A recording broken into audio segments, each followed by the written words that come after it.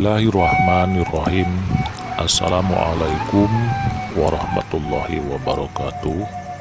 Sampurasun. Wilujeng wengi, wilujeng patepang di sarang balik hideung channel anu alhamdulillah dina wengi ieu mangrupakeun wengi anu K25 sabadana urang ngajalankeun ibadah saum anu K24 tina dinten tadi. Atuh mudah-mudahan dina enjing urang ngajalankeun ibadah saum sing aya dina kaberkahan, kasalametan, kesehatan jasmani sareng rohanina, cukup sandang pangan gitu.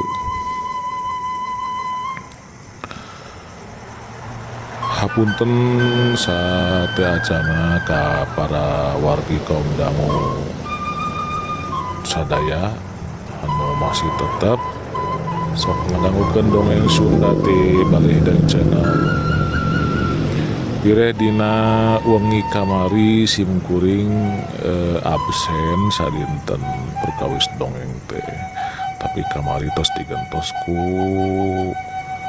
arti sareng makna tina kata sampurasun. Mugia dina urusan artis jeung makna kata sampurasun eta aya hikmah, aya manfaatna kanggo urang sadaya. Oge mudah-mudahan sing ngajantenkeun wawasan urang dina urusan Sunda.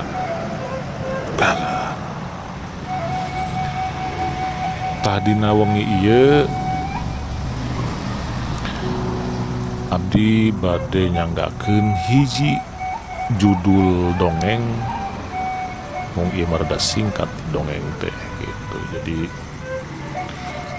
judulna teh nyaeta Si Otong Manggih Dompet. Kumaha carita dina judul Si Otong Manggih Dompet ieu? Mangga ka para wargi sadaya wilujeng ngadangukeun.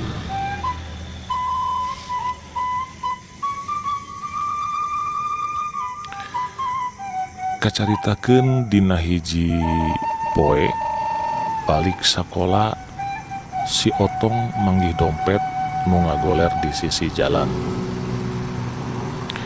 Eusina eta dompet duit 100.000 salambar jeung surat-surat penting kaasup KTP jeung SIM nu bogana. Sanajan si Otong kaasup budak bangor, tapi da ari hatena mah bersih, tara cokot-cokot kanu lain hakna. Lain pedah didikan kolotna Udin jeung Icih. Nu nyababkeun si Otong alus buri teh teu lian lantaran kapangaruhan ku didikan.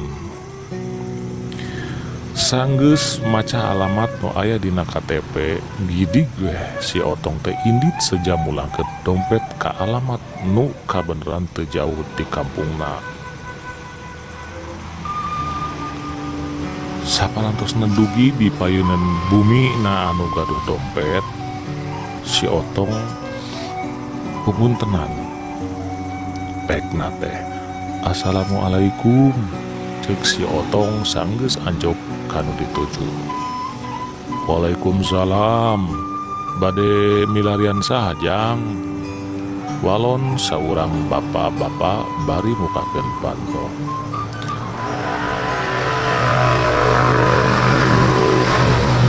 Punten Pak, dupi bumina Pak Haji Abdul leres di dieu? Tanya si Otong asa-asa. Muhun aya naon kitu? Bokna balik nanya. Abdi bade mulangkeun ieu, tadi mendak di jalan bari ngasongkeun dompet ka eta bapak-bapak. Pantesan atuh bapak bapak teneangan tadi teka panggi si horeng ragrag di jalannya kitu teh bari jeung namparan eta dompet.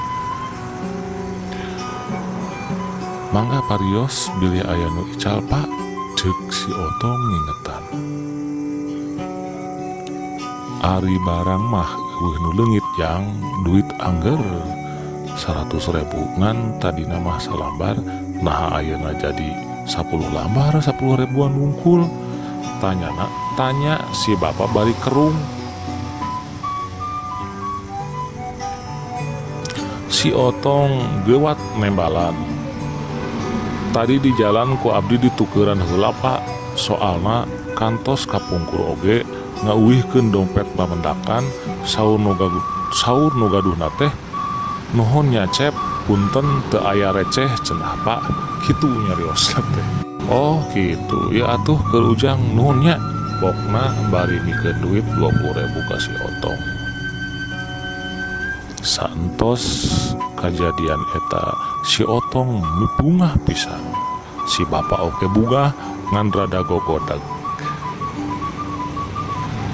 Tah rupina carita si Otong manggih dompet dicekapkeun mung sakitu. Mudah-mudahan eta carita wios mung sakedik tapi janten dieunteugeun pikeun urang. Nah pamandak abdi dina carita di luhur aya naon namina teh hikmah anu kudu kurang dicandak kata tapi aya pesan moral kanggo urang sadaya. Yen hirup kedah jiga si Otong wios anjeuna bangor tapi jujur, tapi omat hirup oge ulah jiga si Otong nemen pisan kajeun jujur ngan cahuleur. Tah gitu ulah nepi ka keus kitu.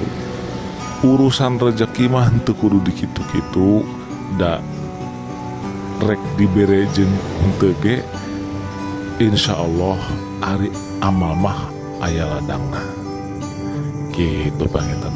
Mangga kasadayana satu acana simkuring amit bungkur, simkuring bersedia nawartosan kasadayana. Satu acana urang rengse ngajalankeun ibadah saurna dina wengi ieu mangga rois heula komporna bilih masih keneh hurung panto bisi acan ditulakan sareng anu sanesna diroris heula panginten. Mangga wilujeng ngajalankeun ibadah saum anu ka-25 dina dinten enjing permios kasadayana. Wassalamualaikum warahmatullahi wabarakatuh. Sampurasun.